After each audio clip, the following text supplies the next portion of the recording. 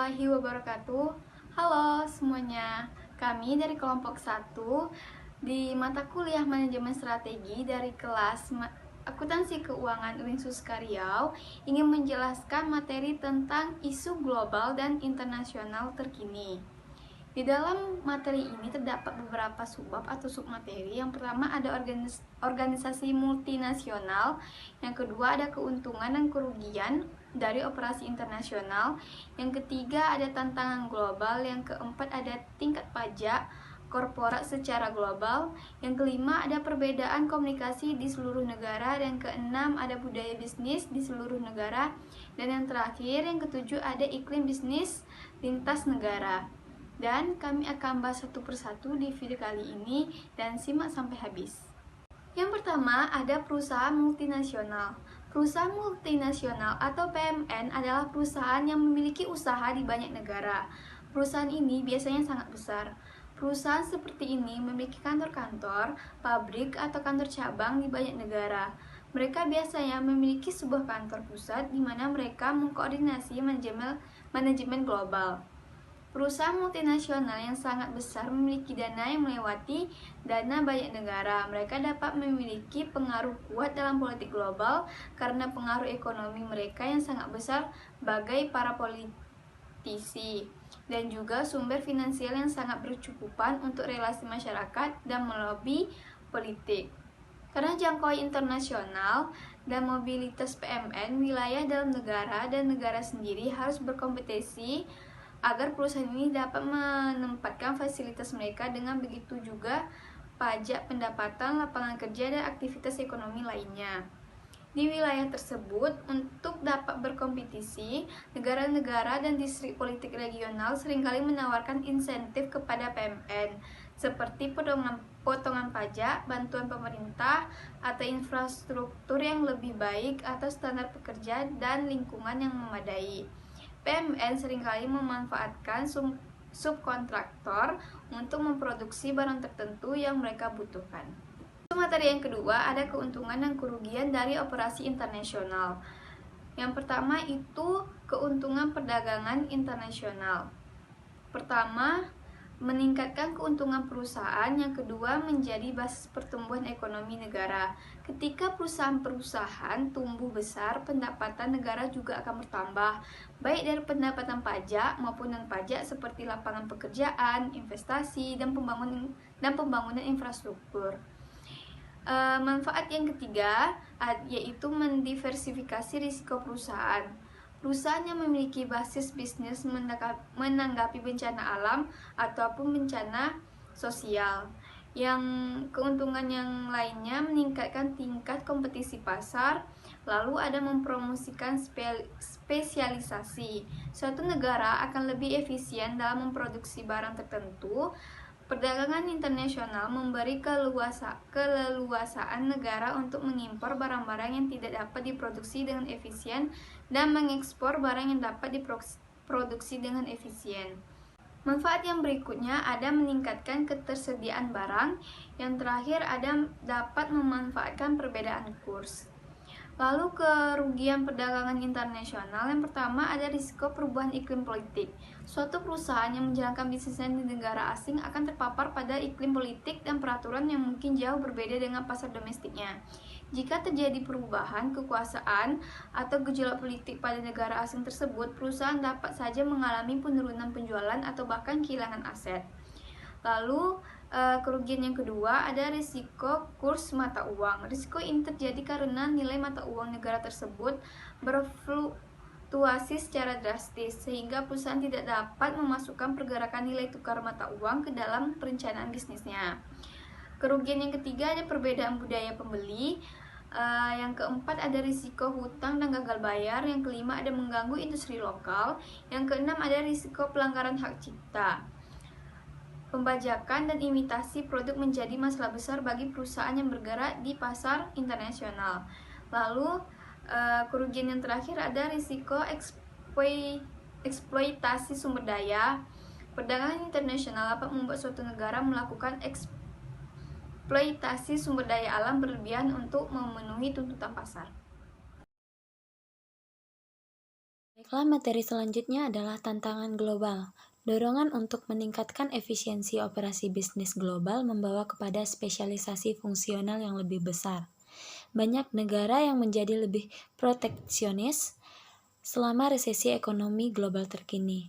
Proteksionisme merujuk kepada pemaksaan tarif, pajak, dan regulasi dari perusahaan luar negeri untuk membantu perusahaan mereka sendiri dan orang lain. Sebagian besar ahli ekonomi berpendapat proteksionisme mengancam ekonomi negara karena hal tersebut menghambat perdagangan antar negara dan mengundang pembalasan dendam. Selanjutnya adalah globalisasi. Globalisasi adalah proses melakukan bisnis seluruh dunia sehingga keputusan strategis perusahaan dibuat berdasarkan profitabilitas global dari perusahaan dibandingkan hanya pertimbangan domestik. Strategi global memasukkan perancangan, produksi, dan produk pemasaran dengan kebutuhan global dalam pikiran daripada mempertimbangkan negara individu sendiri. Selanjutnya adalah tingkat pajak korporat secara global. Tingkat pajak korporat bervariasi di berbagai negara dan perusahaan. Tingkat pajak di dalam negara adalah penting dalam keputusan strategik berkenaan dengan saat untuk membangun fasilitas pabrik atau toko retail atau bahkan saat untuk mengakuisisi perusahaan lain. Tingkat pajak korporat yang tinggi menghalangi investasi dalam pabrik baru dan juga memberikan insentif tinggi untuk korporasi demi menghindar dari pajak. Isu selanjutnya yaitu perbedaan komunikasi di seluruh negara. Perbedaan ini membuat banyak kesalahpahaman dikarenakan perbedaan kebiasaan standar yang digunakan di negara masing-masing. Seperti orang Amerika semakin banyak berinteraksi dengan manajer dari negara lain, sehingga ini penting untuk memahami budaya bisnis asing mereka. Orang Amerika sering datang sebagai intrusif, manipulatif, dan orang yang banyak bicara. Kesan ini dapat mengurangi efektivitas dalam komunikasi. Majalah Forbes menyediakan beberapa petunjuk budaya yang dapat kita kenali sebagai berikut. Orang Itali, Jerman, dan Prancis pada umumnya tidak meringankan eksekutif pada pujian sebelum mereka dikritik. Kedua, Israel terbiasa dengan rapat tempo cepat dan memiliki sedikit kesabaran untuk formalitas dan perbincangan kecil seperti Amerika. Ketiga, eksekutif Inggris seringkali mengeluh bahwa eksekutif Amerika itu mengobrol terlalu banyak. Informalitas, egalitarianisme, dan spontanitas dari orang Amerika dalam urusan bisnis kerap menghentak banyak orang asing. Keempat, orang Eropa merasa bahwa mereka diperlakukan seperti anak-anak ketika diminta untuk memakai penanda nama oleh orang Amerika. Selanjutnya, budaya bisnis di seluruh negara. Untuk mengenalinya, berikut beberapa contoh budaya bisnis dari beberapa negara. Di Meksiko, sangat dijaga yang namanya keharmonisan dan hubungan yang baik antara setiap lini yang ada. Toleransi terhadap permusuhan atau perselisihan jauh lebih rendah di Meksiko daripada di Amerika Serikat. Namun biasanya orang-orang Meksiko tidak menerima kritik dan perubahan dengan mudah. Selanjutnya Jepang. Orang Jepang menempatkan kepentingan yang tinggi kepada loyalitas kelompok dan konsensus, konsep yang disebut dengan WA. Tidak seperti orang Amerika, orang Jepang lebih menyukai untuk melakukan bisnis berbasis hubungan pribadi dibanding tidak secara pribadi, berbicara telepon atau korespondensi tertulis.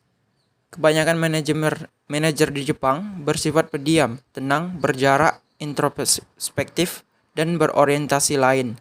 Sedangkan kebanyakan manajer Amerika suka bicara, tidak sensitif, impulsif, suka memerintah, dan berorientasi individu. Berbeda pula dengan Cina, orang Tiongkok sangat jarang melakukan bisnis dengan perusahaan atau orang yang mereka tidak kenal. Posisi Anda di sebuah bagian organisasi adalah sangat penting dalam relasi bisnis, seperti Amerika Serikat dan Jerman. Ketepatan waktu adalah penting di Tiongkok. Tiba terlambat ke rapat adalah hal yang buruk dan dapat memberikan pengaruh negatif pada hubungan Anda. Di sini saya akan menjelaskan tentang iklim bisnis lintas negara atau benua. Bank Nasional dan International Corporation setiap tahunnya memberi peringkat kepada 183 negara. Dalam hal tersebut, Bank Internasional memberikan peringkat dari 1 atau yang terbaik sampai dengan 183 atau yang terburuk. Peringkat yang dilakukan sebagai rata-rata sederhana dari peringkat persepsif pada seberapa mudahnya untuk yang pertama yaitu memulai bisnis, yang kedua yaitu berhubungan dengan izin perbankan, yang ketiga yaitu pendaftaran properti, yang keempat yaitu mendapatkan kredit, yang kelima yaitu melindungi investor, yang keenam pembayaran pajak, yang ketujuh yaitu perdagangan lintas negara, yang kedelapan menegakkan kontrak, selanjutnya yaitu mengatasi kepalitan, dan yang terakhir yaitu kelayakan bisnis. Sekian dari saya mengucapkan terima kasih.